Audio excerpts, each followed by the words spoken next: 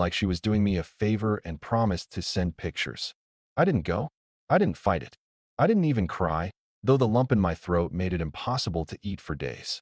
Mom and Dad brushed it off like it was no big deal. She's the bride. She gets to choose, Dad said gruffly, barely looking up from his newspaper. Mom added, besides, you would have been miserable there, surrounded by all those people you don't know. As if I wasn't family too. As if I hadn't grown up with half the people on her guest list. Then came Mike's wedding 2 years later. This time, they didn't even bother pretending.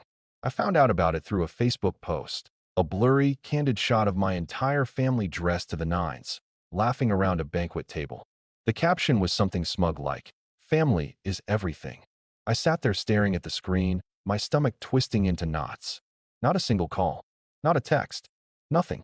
Just radio silence, and then a public reminder that I wasn't part of the club. You'd think after all that, I'd be done with them. Cut my losses, move on. But hope's a stubborn thing. It clings to you even when it shouldn't. I kept trying. Holidays, birthdays, random check-ins. Sometimes they'd respond, sometimes not. When they did, it was always with this thin layer of politeness stretched over obvious disinterest. They'd ask about work in a tone that said they didn't really care, or mention how quiet my life seemed, like that was some kind of failure. Every visit felt like stepping onto a stage where I was playing a part nobody wanted to see. The final straw wasn't even a big blow-up. It was a random Saturday afternoon, about a year before my wedding. I'd driven an hour out to Mike's new housewarming party, lugging a gift card and a smile, determined, stupidly, to keep trying.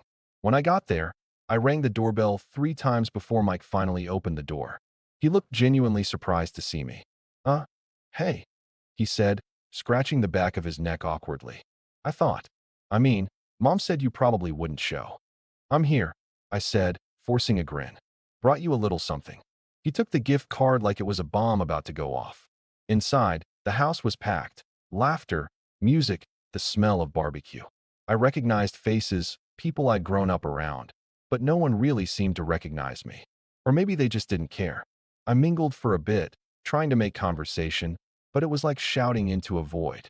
People gave me polite smiles and then turned back to their real conversations. I felt like an outsider at my own family's gathering.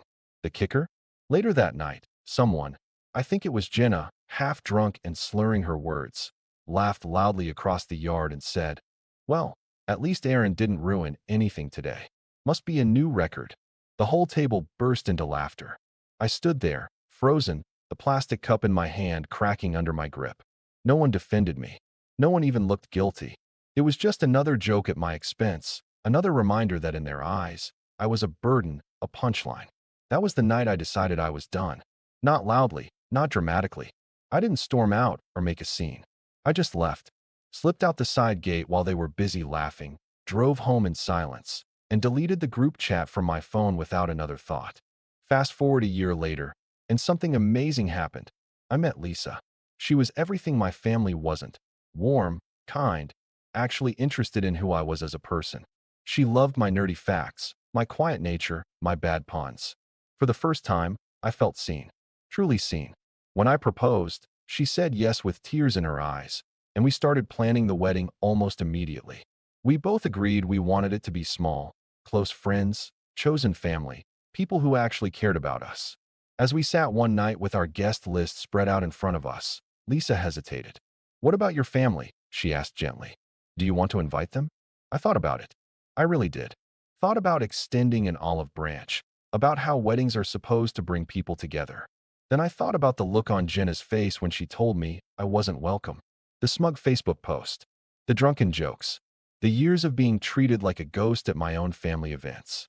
"No," I said finally, my voice steady. "I don't." Lisa just smiled and kissed my forehead. "Good. Because I want this day to be about love, not obligation." Word got out anyway, of course. Small towns have big mouths. A week after we sent out the invitations, I got a text from Mom. "Heard you're getting married. When are you sending our invites?" No congratulations. No warmth. Just an expectation. Like it was a given they'd be included, no matter how they'd treated me. I stared at the message for a long time before replying. "There's no invitation," I wrote simply. The explosion was immediate. Group text blew up. Angry messages poured in from Mom, Dad, Mike, Jenna. Guilt trips, accusations, even some pathetic attempts to pretend like we were always so close, and they couldn't imagine missing my big day. Jenna even went so far as to post a vague, passive-aggressive Facebook status. Funny how some people forget where they come from. Hope they enjoy their little party without real family. I didn't respond. I didn't argue. I didn't even read most of the messages. Instead, Lisa and I poured all that energy into making our day exactly what we wanted it to be. Friends who cheered the loudest at our engagement. Coworkers who'd seen me at my lowest and lifted me back up.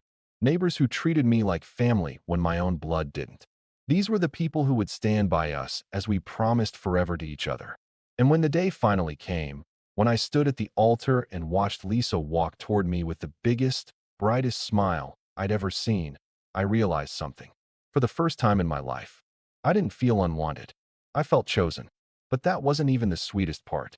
Because the real surprise came later, right after the ceremony, when someone pulled me aside with a sly grin. It was my old neighbor, Mr. Halverson, a wiry guy in his 70s who still somehow had more energy than most people half his age. He leaned in, barely able to contain his smirk, and said, "Aaron, you're going to want to see this." Curious, I followed him over to his small group of friends huddled around someone's phone. When they noticed me, they practically vibrated with barely disguised glee. "Look what's blowing up on Facebook," one of them said, turning the screen toward me. There, in real time, was a series of frantic, angry posts from Jenna, Mike, and a cherry on top, my own mother. Status after status complaining about how selfish I was, how family means forgiveness, how no matter how someone hurts you, blood is blood and you shouldn't turn your back. It was pure, messy, public meltdown gold. Jenna's post was the most dramatic. "Can't believe my own brother would exclude us from his wedding. After everything our family has done for him. Absolutely disgusting behavior. Some people just don't understand the meaning of family." Someone had commented underneath it, "Didn't you leave him out of your wedding?" No response. Just a bunch of defensive likes and a handful of equally petty comments from her friends trying to back her up. Mike's was even worse. "Guess Aaron forgot who helped raise him. Maybe he'll remember when he's all alone someday." Another commenter responded, "You didn't invite him to yours, right? Sounds like karma to me." Mom's post was the most pathetic of all. A blurry photo of a family gathering, an old one, years ago, with a passive-aggressive caption, "Some people forget who loved them first." Loved me? I almost laughed. When had they ever really loved me? I could feel the eyes of my friends on me, waiting for some reaction, maybe anger, maybe sadness. But I just shook my head and smiled. Because standing there, with Lisa's hand slipping into mine and our wedding party laughing and cheering behind us, it finally hit me. I didn't owe them anything. I wasn't the lonely, desperate kid anymore, begging for a seat at their table. I had built my own table, my own life, my own family, and they weren't welcome at it. The reception went on like a dream after that. We had rented this cozy little vineyard just outside of town, and the weather was perfect, the kind of sunset you only see once in a lifetime, gold and pink spilling across the sky like someone had painted it just for us. Lisa and I danced under fairy lights while our friends cheered and toasted and sang way too loudly. The cake was a little crooked, the playlist skipped once or twice, and someone spilled a drink all over the dance floor. It was perfect. Still, the drama wasn't over. Not by a long shot. The next morning, I woke up to my phone vibrating so hard it fell off the nightstand. Dozens of missed calls, voicemails, texts. At first, I thought maybe, just maybe, they'd finally cooled down. Maybe they wanted to apologize, to make amends. But when I opened the first voicemail, it became crystal clear that wasn't the case. Mom's voice, tight and cold. "Aaron, you need to call me back immediately. I don't know what you think you're doing, but you're going to regret cutting off your family. You'll see. No one else will ever love you like we do." Another one from Jenna. "Congrats on your sad little party. Hope it was worth it, traitor." Mike's was the cherry on top. Just a long sigh, followed by, "You'll come crawling back one day. You always do." I sat there on the edge of the bed, listening to them one after another while Lisa slept peacefully beside me. Every angry word, every guilt trip, every threat, it all rolled off me like water. It didn't hurt anymore. It didn't even sting. It just sounded pathetic. I could have replied, could have sent a long, scathing message, could have ranted and raved and told them exactly what I thought of them. But instead, I did the one thing they never could stand. I ignored them. I blocked every number, deleted every message, shut the door permanently this time. Later that afternoon, Lisa and I sat on the back porch of our rental cabin, watching the sun sink behind the hills, sipping cheap champagne straight from the bottle. She leaned her head against my shoulder and whispered, "Any regrets?" I thought about it for a second. "Nope," I said, squeezing her hand. "None at all. Because in the end, they were right about one thing. Family is everything. But sometimes, you have to choose the right one." And I had. It didn't take long for the silence to get under their skin. For the first few days after the wedding, it was just noise, angry voicemails, furious Facebook posts, passive-aggressive texts sent at all hours of the night. I ignored them all, choosing instead to sink into newlywed life with Lisa. We slept late, explored little towns hand in hand, and laughed about stupid things like how I always lost the hotel key and how she could never finish a cup of coffee before it went cold. It was peaceful. It was exactly what I had fought so hard to find. But apparently, peace was something my family couldn't handle, not when they weren't in control. The first shift came about a week later. The text from Mom changed tone. Less rage, more desperation. Family should stick together. Call me. We're still your parents. We deserve to be part of your life. Think about how hurt we are, Aaron. After everything we did for you. Still no apology. Still no acknowledgement of what they had done. Just this twisted, manipulative version of reality where I was the villain for finally walking away. When that didn't work, they doubled down. I got an email from Dad, an actual email, which was hilarious because the man could barely figure out how to unlock his phone without help. It was short, blunt, and painfully transparent. We're still your legal family. Don't think you can erase that. No love. No regret. Just a reminder that in their minds, family wasn't built on love or respect. It was ownership. Lisa and I joked about it at first. Made up bingo cards for which guilt trip they'd try next. We're your real family. You're being selfish. You'll regret this someday. It was almost funny how predictable they were. Until they showed up. It was a Wednesday. Mid-morning. I was working remotely from our little living room. Lisa was in the kitchen humming along to some cheesy 90s playlist when there was a knock at the door. Not a normal knock, either loud, frantic, impatient. Lisa froze, spatula halfway to the stove. "Expecting someone?" she asked.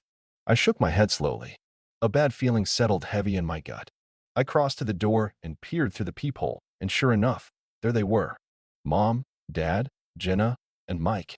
All crammed onto the tiny porch like they were posing for some grim family portrait. Mom had a casserole dish in her hands like some awful prop, smiling this stiff, unsettling smile. Dad stood stiff and glowering beside her.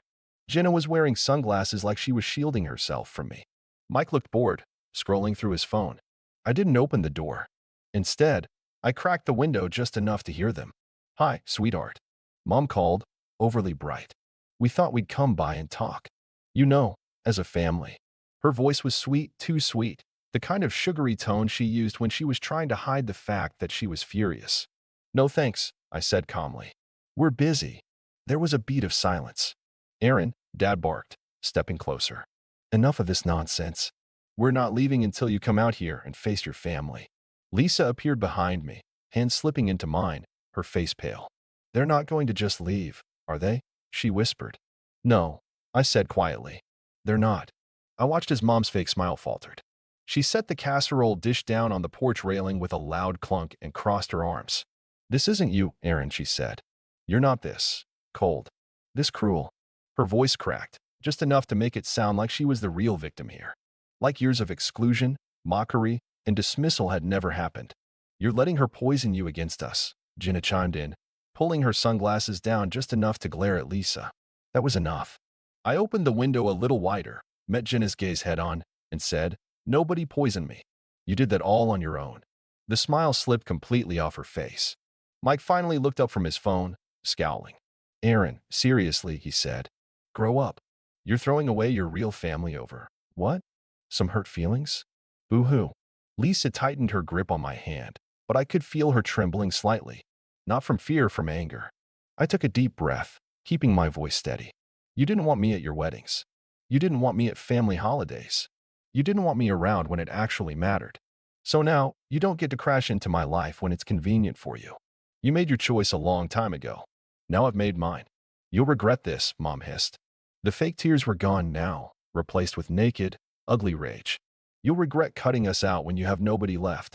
I smiled, a real, honest smile, and said, I already have everything I need. And with that, I closed the window. I didn't slam it, didn't yell, didn't make a scene. I just shut them out. For a moment, there was stunned silence outside. Then the banging started, fists pounding against the door. Angry shouts. Lisa backed away, pulling me with her toward the kitchen. "Should we call the cops?" she asked. I was about to answer when we heard it, a loud crack, like something breaking. And then another. They weren't just yelling anymore. They were trying to force their way in. I didn't panic. Not because I wasn't scared. Trust me, my heart was pounding so hard I could hear it in my ears. But because something inside me had shifted. The part of me that used to freeze, to beg, to hope they'd change, it was gone. Burned out.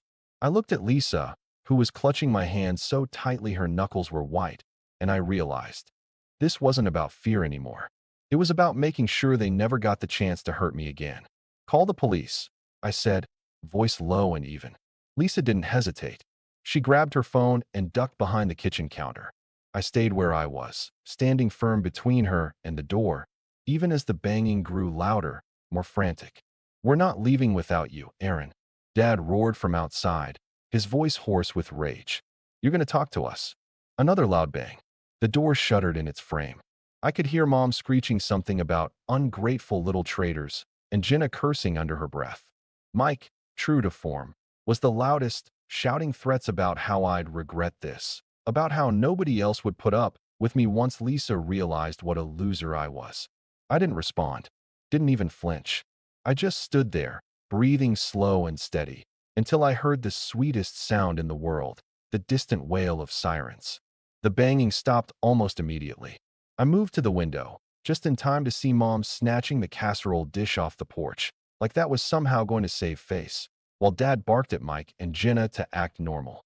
They scattered, trying to pretend they were just standing around, casually chatting like they hadn't been trying to break down my door 30 seconds earlier. The police cruiser pulled up fast, tires crunching against the gravel driveway. Two officers got out, one male, one female, both looking grim and very, very tired, like they'd seen this kind of suburban disaster way too many times. I opened the door carefully, stepping outside with my hands visible so there'd be no confusion. "Morning, officers," I said calmly. "Thanks for coming." The female officer nodded. "We got a call about a disturbance. Can you tell us what's going on?" Before I could answer, Mom rushed forward, casserole dish still clutched in her hands like a ridiculous shield. "This is our son," she gushed, all fake tears and trembling voice. "We're just trying to talk to him. He's been brainwashed by her." She jabbed a finger toward the house where Lisa was peeking out from behind the curtain. "And now he thinks he can just cut off his family." The officer blinked, unimpressed. "So you were trying to force entry into the home?" "No," Mom gasped. "We were just—" He wouldn't open the door, and we needed to. We needed to talk. Dad stepped up, looming like he always did when he thought intimidation would work. "We have a right to see him. He's our son." The male officer sighed, pulling out a small notebook. "Sir, it doesn't work like that. He's an adult. You have no legal right to enter his home without permission. If you continue to harass or threaten him, he can press charges." The color drained from Mom's face. Jenna started muttering under her breath. Mike actually had the gall to roll his eyes like he was the one being inconvenienced.